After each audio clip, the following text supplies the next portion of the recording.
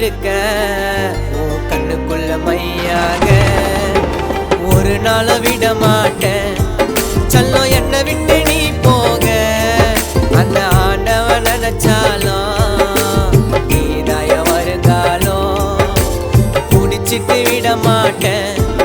உன் கையன ஒரு நாளும் நம்ம ரெண்டு பேரும் சேர்ந்து உலகத்தை மறந்து இருக்கணும் கண்ணிமையா